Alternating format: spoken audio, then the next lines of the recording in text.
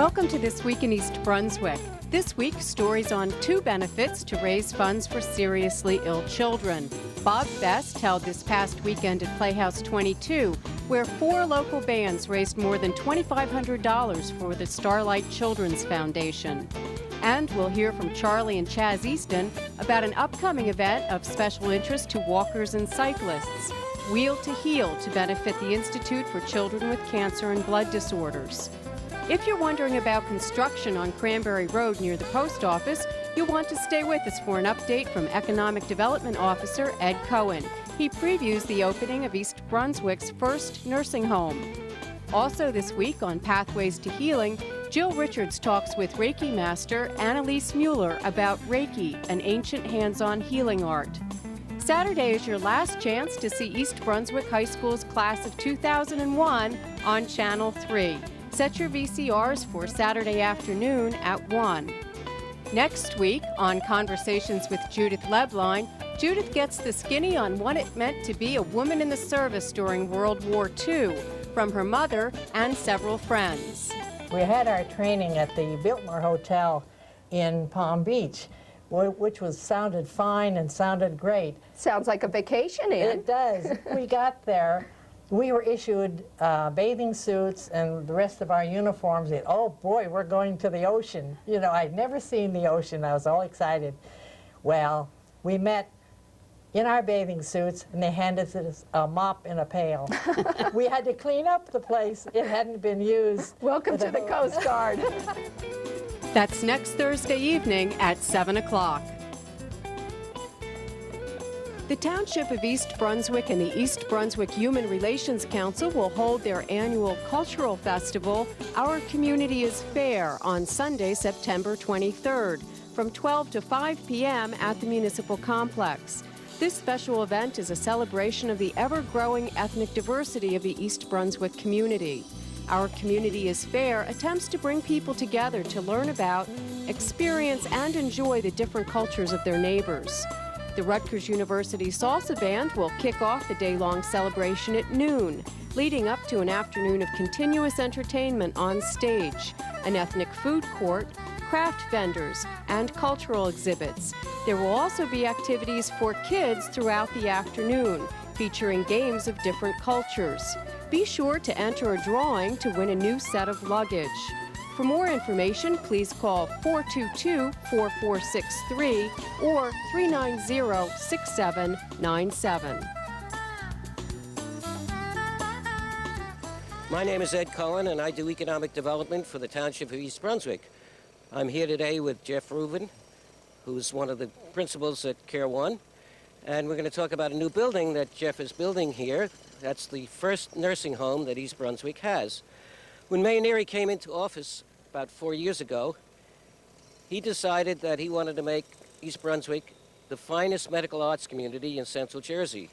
And there have been several projects that have been built in the last 4 years. One of them is Chelsea across the street, another one which is adjacent to the post office, and another one, again adjacent to the post office, is a new 73,000 square foot medical office building that's being constructed.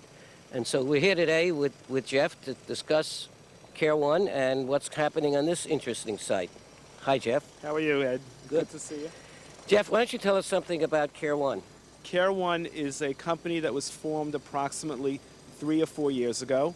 It is a family-owned company that is totally New Jersey-based, and we as a family have owned and operated skilled nursing homes and assisted living facilities dating back to the days of my father-in-law, which is 30-plus years. And how many facilities do you have in New Jersey? Presently, we own and operate 8 facilities in the state, and this, with God's help, will be our 9th facility. And you want to tell us something about this building? It's an interesting design. It's all on one floor. Sure. As you can see, we're moving along. We hope to open this facility in early October. The building itself is about 50,000 square feet, and it will hold approximately 120 residents. The reason for building this building the way we are as a single-level structure is to give a sense of homeliness and spaciousness to the residents, their family, and their staff. It will very much look like your home or as a hotel. It will not have a institutional look to it. It will be very much residential in character, and you can see that just looking at the windows and the shape of the roof, things that you would normally see and pay attention to in your home. And probably we'll be back covering the opening of the building, which will be when, approximately? We are slated to open the building on October 15th. That's our opening date. Could you tell us something about the fee structure here at and how you operate that? Have Medicaid residents, and what are the monthly fees? Sure, I'd be happy to. There will be 3 payer sources for this building. The first will be private pay, people that obviously either pay out of their pocket or they have private pay insurance. And that's generally a daily rate, and it'll run in the neighborhood of $250 per day. The second payer source for the building is Medicare, which is a federally funded program, and that is more of a short-term program where people come to the facility, they have rehab, they either have physical therapy, occupational therapy, speech therapy, and then they generally get discharged to home, or they'll be discharged to another assisted living facility, and sometimes they actually decide they want to stay here. And finally, the last payer source is Medicaid, which is more of a state-run program, and that generally also runs somewhere closer to the private room rate. And would you like to give us about the monthly private pay fee, approximately? It will approximate somewhere in the vicinity of $5,000 to $6,000 a month. Thank you, Jeff. I think we've got a good idea of what's happening now in East Brunswick, and hopefully when they have their grand opening, TV3 will be invited back again.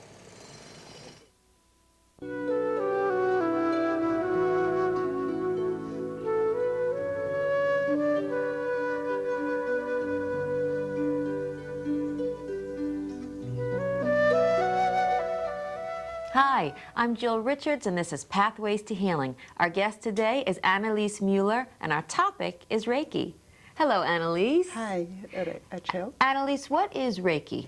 Reiki is universal life force energy. It's energy all around and within us. It is a method of activating and balancing the energy centers or the energy force in ourselves, also known as prana in India, chi in China, or ki in Japan. In Reiki is in 2 words, Rei meaning universal or spiritually guided, Ki meaning energy of life. In Reiki, we use the energy, we use the hands, we use the vital body, and we use symbols. When you think of energy, remember, energy follows thought. If you take in Reiki, we take a vision or a thought within our crown chakra, bring it down to our heart chakra, and then that thought or vision we bring to our hands. The hands is where the energy is given to you or to a receiver. And you're always fully closed when I give you Reiki. So I bring that energy to my thought and I place it on different parts of your body to activate and balance your energy, and also to send energy to your organs and to your glands. My goodness. You are a Reiki master, Okay. correct? Yes. What does it mean to be a Reiki master? Reiki Master is actually the most exciting degree in Reiki, because we are taught how to give Reiki to other people. We can teach Reiki at that moment, and also we make Reiki as a way of life. Wow. What can we expect what benefits can we expect to receive when we get a Reiki treatment? Okay, the very first thing is, I think it's very important to remember that when you have a physical ailment, please go and consult a doctor. Reiki is a complementary healing system. It speeds up the healing process when you have a surgery or when you're sick. It also reduces swelling, it calms you, it just makes you feel at peace much more. Mm-hmm. And what was your personal calling? You had an interesting story that you told me. Actually, Reiki called me. Okay, and I stumbled totally by accident into Reiki. I took a yoga class at the local high school, and the teacher had gave me at the end a card and that she was a Reiki master, and immediately I was really excited. I wanted to explore what is Reiki. I have never heard before about Reiki. And so we set up a date, and I thought I would go for a session or something, and instead I got an attunement. And then interesting things happened after the attunement, which was really interesting. So all of a sudden my hands, my palms were warm when I stood next to people who had a problem, or I picked up energy when I went shopping, and so it was really puzzling in the beginning, but there was definitely an enormous change in the beginning. So, you know, I want to tell the viewers that I did have a Reiki session with you in your private meditation room, and your hands really did get very hot, and they were not touching me at a particular point, and I could feel where they were. My eyes were closed, and I said, I know where she is, and I looked, and you were right here. The heat from your hands was so strong. And another fascinating thing that you did initially, and you said not all Reiki masters do this, was the trick with the little ball. Tell us about the little wooden ball. Actually, when you use, it's like dowsing. When you use the ball, you can place them over the 7 major energy centers in your body. And if your energy center is balanced, it goes clockwise. And if it's not balanced, it goes counterclockwise. It was fascinating because you held your arm so taut and had a little wooden ball at the end of a string, and you went over the 7 chakras, as you said, and if it was congested, it went counterclockwise. It was fascinating, and you were not manipulating this ball at all. No. Lastly, Annalise, how can we find you? Okay, you can find me at 732-821-5284. And you wanted to mention, too, that you donate some of the... Yeah, I'm usually volunteering once a week at the Elijah's Promise Soup Kitchen, and in the wintertime I'm responsible of making the soup for 200 people, up to 200 people, and I know we are always short with food or with vegetables, so when I give a Reiki session, I ask actually for a donation instead of the regular fee, and half of it usually goes to the soup kitchen. Thank you, Annalise. And thank you, everyone, for watching Pathways to Healing. This is Jill Richards. Until next time.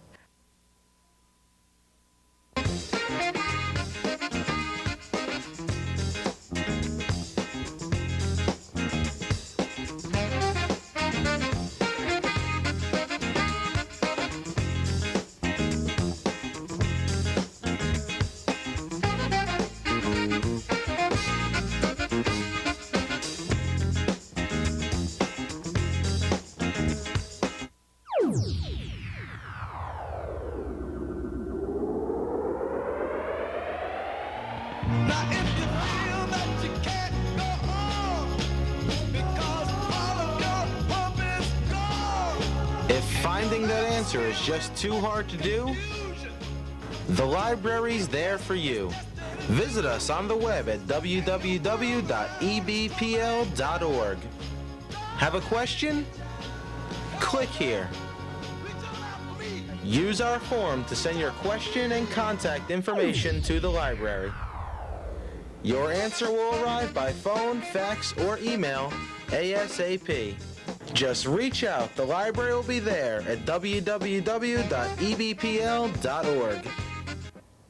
Hi, I'm Cindy O'Connor for This Week in East Brunswick. Walkers and cyclists, listen up. There is an exciting event happening September 23rd in Freehold to benefit a very worthwhile organization, the Institute for Children with Cancer and Blood Disorders.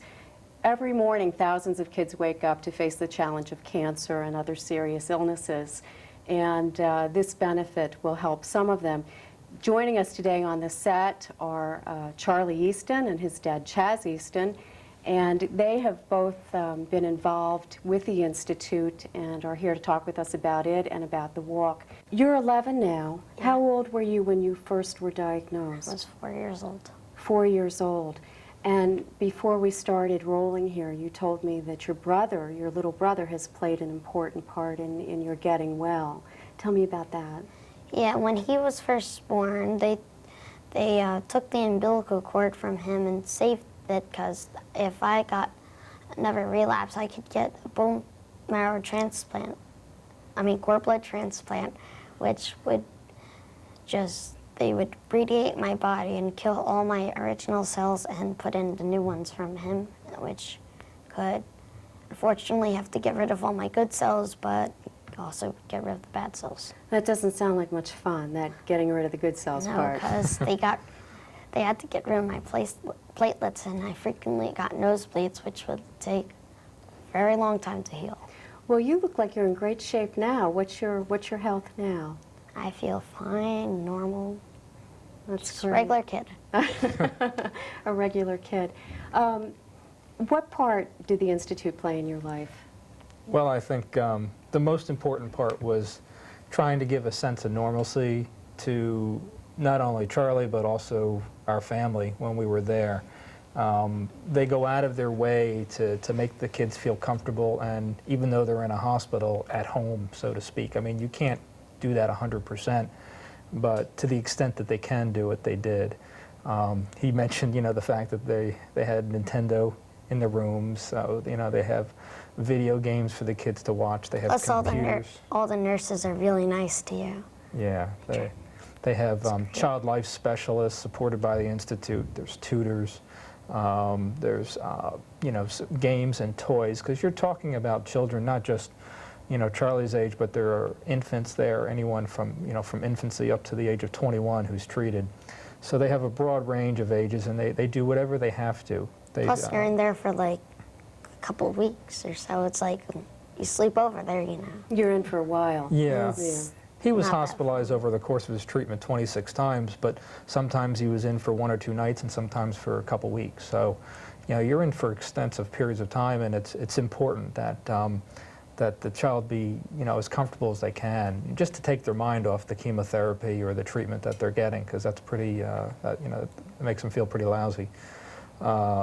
So they do quite a few things. They also host and fund parties, like a Halloween party and a holiday party at the end around Christmas time for the kids. And, these are tremendous events because the kids have fun, and that's important, What is their affiliation with Robert Wood Johnson University Hospital? Well, the Institute for Children is connected with Robert Wood Johnson University Hospital in New Brunswick. And so what they do is they help treat and handle the non-medical needs of the kids who are on the pediatric hematology oncology unit at Robert Wood. And again, the Institute is a tremendous organization because they continue to think forward. They don't just stand still and think about what are the needs of the kids now. They think about what are the needs of the future. Recently, a new children's hospital opened up, Bristol Myers Squibb Children's Hospital at Robert Wood, and the unit has grown slightly, and so there are going to be more kids and there are going to be more needs. And one of the things that the Institute has done is they've purchased what used to be a 3-story apartment building right nearby, a block away. And they've renovated that, or they're in the process of renovating it now. And we hope soon to open it up to become sort of like a home away from home for families who have children being treated at the Institute. That way, when the kids are in the hospital, the parents could sleep over there, and that way they wouldn't have to, a place to sleep, sit down, and get some food. They relax. wouldn't have to drive all the way home if they lived out of town. Exactly. Right exactly. nearby. Perfect idea. Yeah. Charlie, your dad mentioned the parties and all the kids and all. Did you make friends? Other kids who were sick? I made a couple of friends. Sometimes when I slept in a 2-person room, I made friends with my Then we got to play Nintendo together. Right. Did it make a difference to be friends with somebody who was going through something like what you were going through? Yeah, that's a great idea, because then you have someone you could talk to about it, someone you could be with, you know, hang out with, someone that could comfort you when you're getting your shot or something like that. Right. Well, you two are here to talk with us today about the Wheel to Heal, which will be September 23rd down in Freehold, and you've been involved with that before. Chaz, can you tell us a little bit about the event? Yeah, this is actually going to be the 12th year that the Institute has had this event. And what it is, it's called the Wheel to Heal. It's for children at the Institute for Children with Cancer and Blood Disorders. And it's a bike tour and a walk tour to help raise money for the Institute. There are actually 3 different distances that the bike tour will be: 25, 50, and 75 miles. And the word tour is very important because it's not a race. It's, you know, you can ride at your own pace. You can do 25 miles as quickly or as fast as you, or as slowly as you want. But there are prizes, right?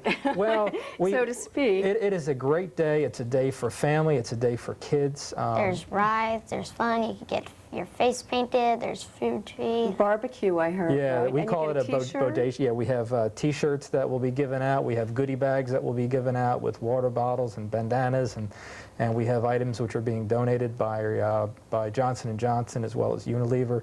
Everyone gets a T-shirt, and so there's a lot of things that we do to make it fun. We call it a bodacious barbecue because we have a lot of good food. There's breakfast when you show up. Get bagels, cream cheese, donuts. And as you mentioned, there'll be rides, face painting. We'll have, I think, a Taekwondo demonstration. So there's quite a few things. It's a very full day. I understand that they're asking for registration prior to September 23rd. Yes, that's correct. And how can people get more information? Very, very easy. Just call 1-800-231-KIDS, K-I-D-S. Again, that's 1-800-231-KIDS. And the Institute for Children, the Ellen Rosen, who is the administrative director there, will send you out a little brochure pamphlet here. It has all the information about both the walk and the bike tours, and it will allow you to, you know, sign your names and send in your deposit and get everything started. And again, it's I can't emphasize enough that this is a fun day for the entire family. The walk is, you know, as long as you want to walk, whether you want to walk 1 mile or 5 miles, but the purpose is to raise money for the Institute and have a good time. I think we expect to have about between 500 and 600 participants this year. A lot of people come and just watch. They like to sit back and enjoy the music, because we'll have a radio station playing music throughout the morning and afternoon, but others choose to walk or ride, so it's whatever you want to do. Chaz, you're wearing a rainbow ribbon. What is that for? This is a fairly new pin which was developed. It's to raise awareness for childhood cancer. It was created about a year and a half ago by the Ngado family, Kathy and John Ngado, after their daughter Christina passed away from cancer, and she was one of the patients at Robert Wood Johnson. They put together this pin. It is now the statewide symbol for childhood cancer awareness, and I'm not sure if it can be seen, but it's a gold pin with a rainbow on it, and obviously the rainbow is the symbol of hope that one day not only leukemia but many of the childhood cancers that we have and serious blood disorders will be conquered, and we'll have safe, you know, healthy kids.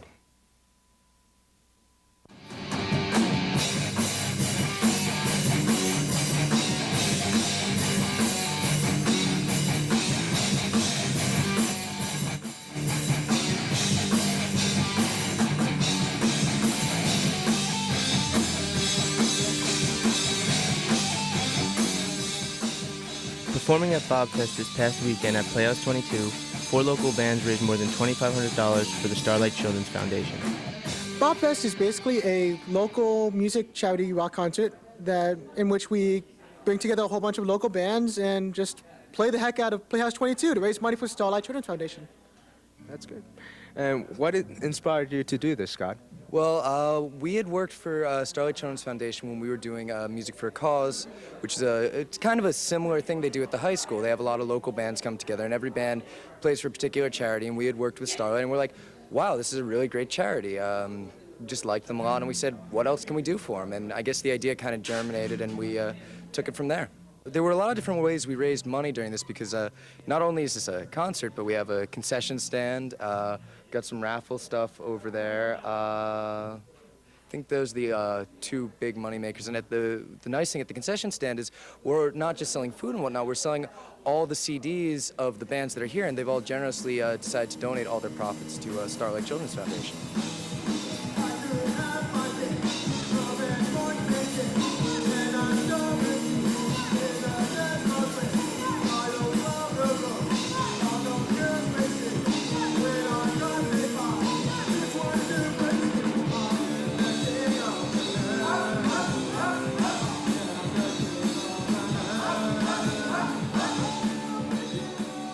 Ever since at the high school they started the Music for a Cause thing, we've always played at that, and that's what we originally formed to do shows like that, and it was always a charity concert, so that's what got us here at Bobfest. I worked at the library with Scott Kaczynski, and he became a pretty good friend of mine, so when he saw us play at the high school, he asked us if we wanted to play Bobfest, and I said, you know, it was a good idea since it's for children and stuff, so.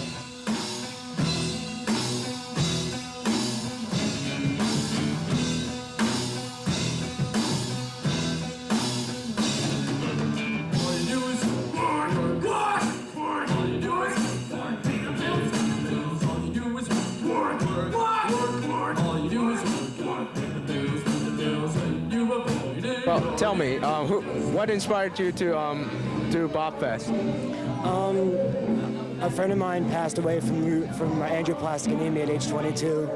So since that point, I've had a lot of interest in kids with cancer. I've had a lot of friends die from cancer. So it's just to do good.